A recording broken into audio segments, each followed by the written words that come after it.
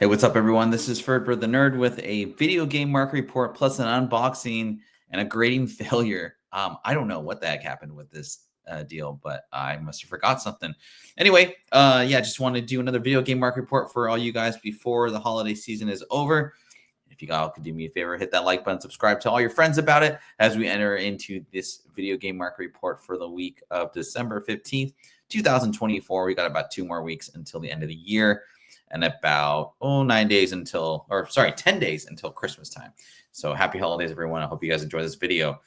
At the end of the video, again, I will be doing a unboxing. I did a couple graded games and I did not like the results. I definitely just probably messed up on one of them, which is totally my bad, but you'll see the results and I'll share it with you all. First up, Among Us, the ejected variant, I guess, ejected edition. For me, this is a long-term hold. I found this on a Whatnot show, and I will buy this for $30 all day. To me, this is kind of like those 1 in 25 for video games, or sorry, for comic books, kind of that comparison there. But I bought this for $30. It retails for about $100. Comes with a bunch of really super fun stuff. This is definitely, again, it's a long-term hold. You're going to want to put this in your closet, maybe grade it 5 to 7 years from now. But for 30 cents on the dollar for a game that goes for 100, I couldn't pass this up. And it looks like this might have been overprinted. I'm not really sure, but the few sales I've seen on Whatnot, it goes for $30, and I think it's worth it. Next up, Super Mario Odyssey. This is one of my picks for the Switch. Now, if you're trying to flip, if you're trying to get kind of the early flip on Switch games, because the Switch is a fairly young, I mean, it's the newest Nintendo system. To me, I mean, I think it's still like a young game to invest in, or console to invest in for games. 9/8 are going for $300 to $500 for the first edition. I just bought a sealed edition for $45, and I kind of want to see where the market's at for an 8.5. I may just break even on that sale. I'm not sure, but 9/8 for a first edition for not like a marquee like game. I was surprised, $300, $500. And our good friend Vinny's been not so much talking about this game, but he's been talking more about the Mario Wonder game that came out with the free cards. That might be the better long-term investment. But man, if you can find a solid copy for like $100 and get a 9/8 and sell it for $300 to $500, that's 3 times your money. So go out there, good luck. But yeah, this is my flip of the month for sure. GoldenEye, Nintendo 64. I was kind of shocked about the prices for CIB just because of the popularity of this game, and I know it was printed to oblivion. But you know, this game, if you could think about it, if we talk about this game 10 years from now, this is essentially like the first-person shooter game that really started first-person shooters for this current generation, in my opinion.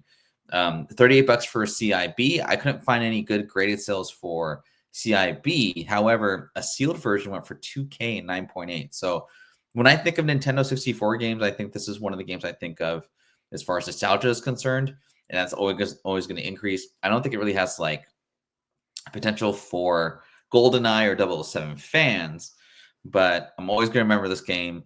It really utilized a Nintendo 64 joystick and the triggers for the controller and the game itself. But yeah, I think this is always going to be a great collectible, and $38 for a CIB, that ain't bad. And that was like pretty good condition too for the cardboard.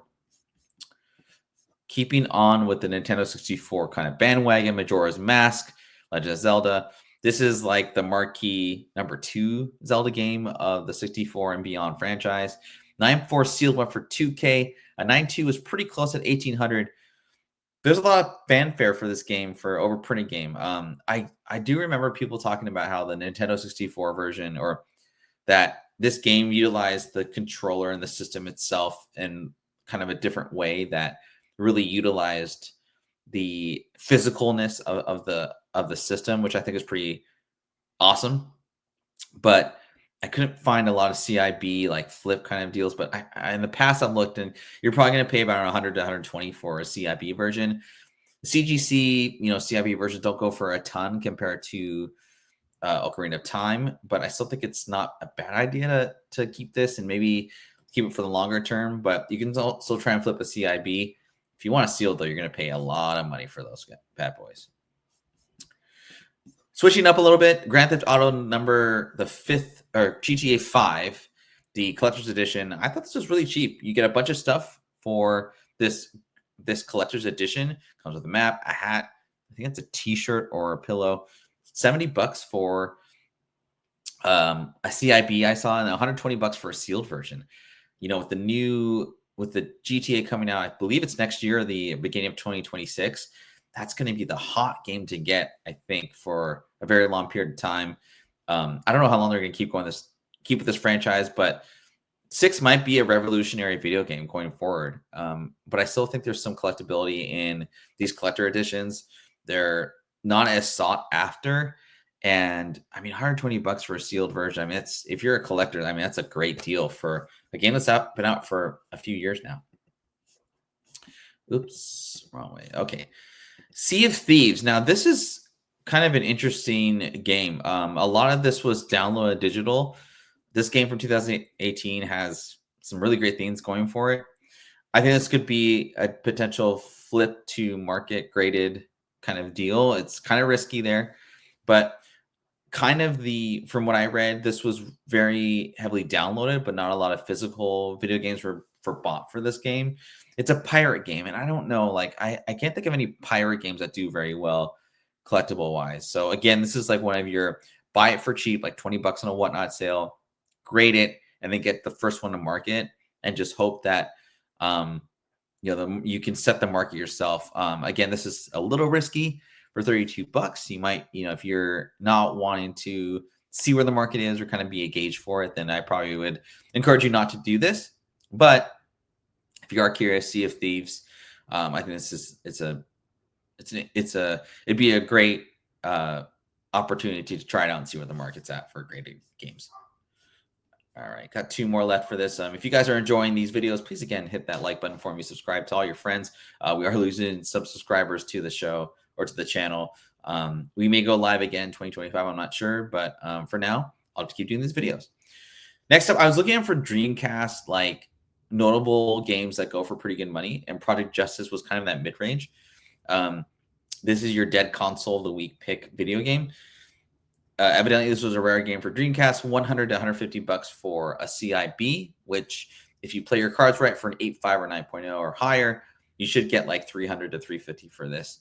I don't know much about this game. I literally just Googled Project Justice or rare Dreamcast collectible games, and I was like, okay, $100 to $150 for a Dreamcast game. That's pretty good. It's pretty tough to get nice grades on these jewel case games, just because there's a lot of like you can get a lot of scratches on the CD. It's hard to switch them out. I wouldn't recommend doing that. If anything, you switch out like just the cover and then put the booklet inside. But it's a rare game. If you're a Dreamcast collector, this is one to get. And yeah, I think it's pretty cool. Last but not least, this is one of my. I want to get this, but it's so expensive that I just can't seem to go after it. It's Breath of the Wild, the OG edition. I want to kind of go over, let's see here. I think they call it the Commander's Edition. Breath of the Wild. Switch. Commander's Edition. It comes with a bunch of stuff. And it is expensive. This goes for about $800 to $900 sealed. Master Edition, that's what it's called. Master. Okay. So let's switch over to our eBay listings here. I think this is a really great game to have long term. You're just going to have to put a lot of money towards it. Like this guy's asking, it's a 90 sealed for a big box game, which is basically a 9.8 in my opinion. This is not easy in a high grade either because of the box being black. And the fact that there's probably a ton of fingerprints on this, like I would recommend if you are thinking about getting this, get it sealed. CIB is not really going to do it for you. Make sure to send it in and get it cleaned. Like this one, Tom dude saran wrap that one. This guy wants a lot more than I think it's worth. $14.50, and for a CIB, I would not go after that. And then there's like ones like this guy, 949 for a sealed one. I think this is probably your best, but like you can tell right here, that's not going to grade at the perfect, amount. But I don't know if this one's sealed, but this guy's asking $8.99 for this as well. And I think this one's CIB. I think it's factory sealed. So obviously I have a heart on that one. So anyway, just some food for that. That's your market report for this week. But I also wanted to let you know that you should always check if you're doing CIB, especially. I swear to God, I had the guide on this, but for whatever reason, it said I didn't, and I don't know. I'm kind of disappointed in myself about this, but a 5.5 Final Fantasy 7, and if you can see, it says missing manual, and I guess I forgot to put it in there. This was just, I really didn't care what the grade was on this, but I swear to God, I thought I had the missing. I thought I had the manual on this. This literally is just going to be like on my mantle, kind of looking at it. It's my favorite game of all time, so I don't really care about the price on that. But this was a happy one for me. I'm going to list this on eBay because I just was curious of what greatest hits do. I know this isn't a typical thing to do with grading greatest hits, but I bought this on a Whatnot sale.